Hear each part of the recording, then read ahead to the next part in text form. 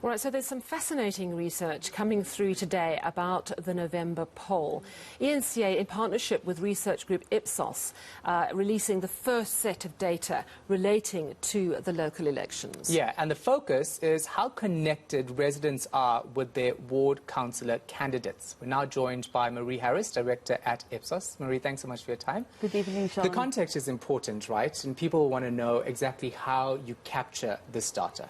It was done on CATI, which is industry speak for computer-assisted telephone interviewing.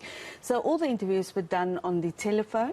We used a system of random digit dialing, where a computer dials the numbers. When the person picks up, interviewer is on the other side, picks up the phone and does the interview in the language that the person then wants to be talked to.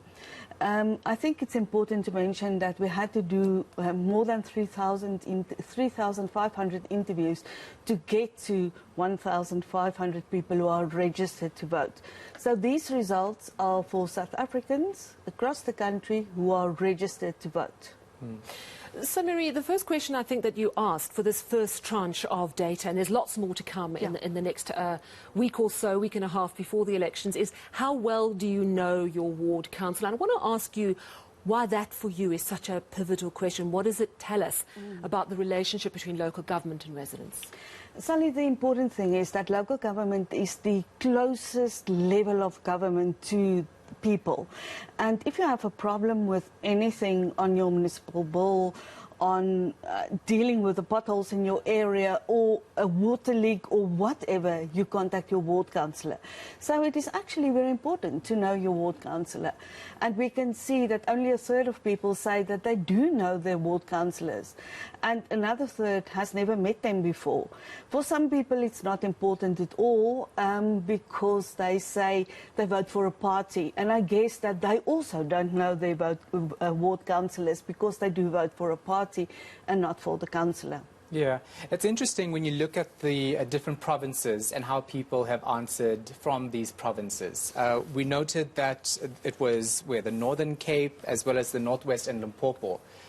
Higher numbers there of people actually knowing their ward candidates.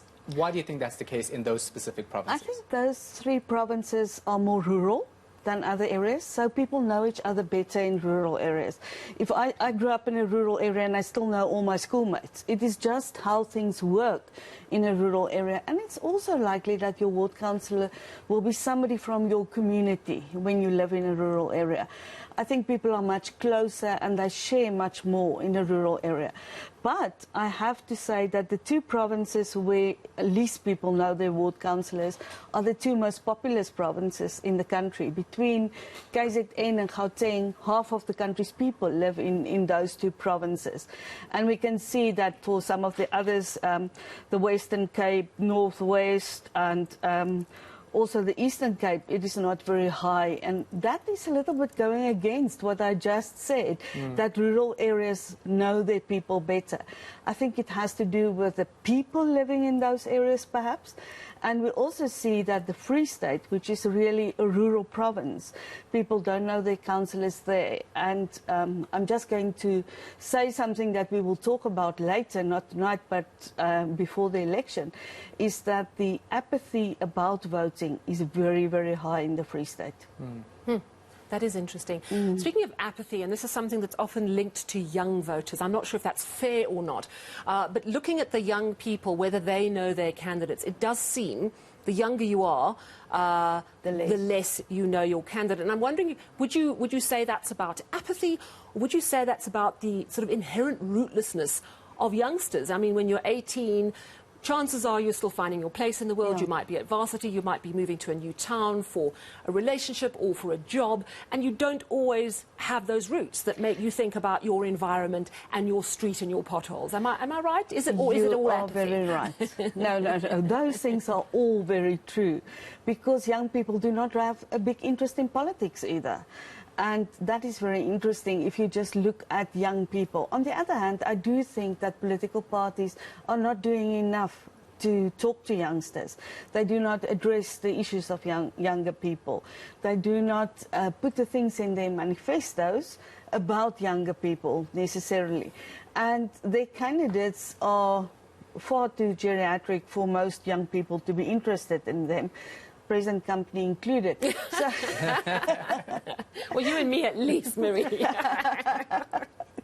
but the thing is just, I think it is more about the stage of their lives of young people saying, well, these things are grown-up stuff. We are not that interested right now. One day when we are settled, we will be interested in politics. And that is shown by that figure of almost half of students who have never met a candidate.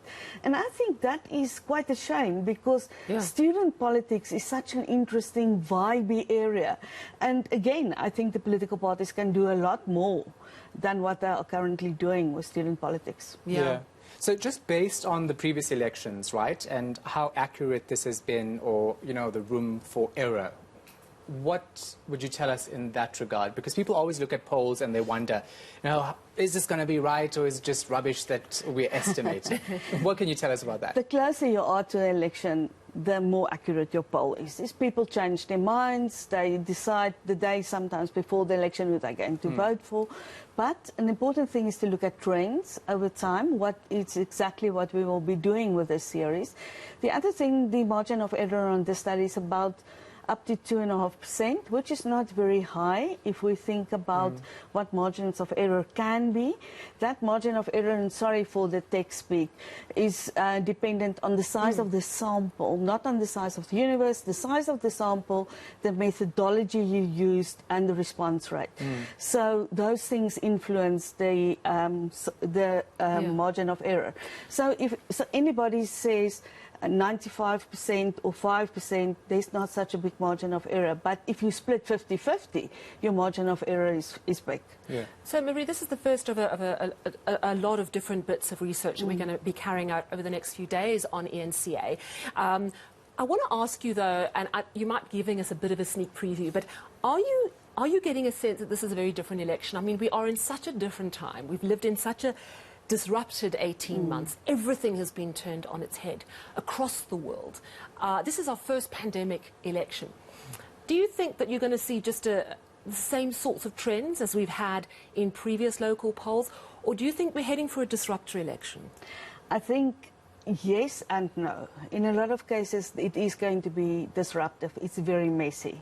If you look at how many parties are standing, the chaos about the voting pages, all those sorts of things. So this election is really more messy than most. And then on the other hand, bigger trends like value trends are not that different from what they were in 2016, 2019. So I don't think people's values have changed.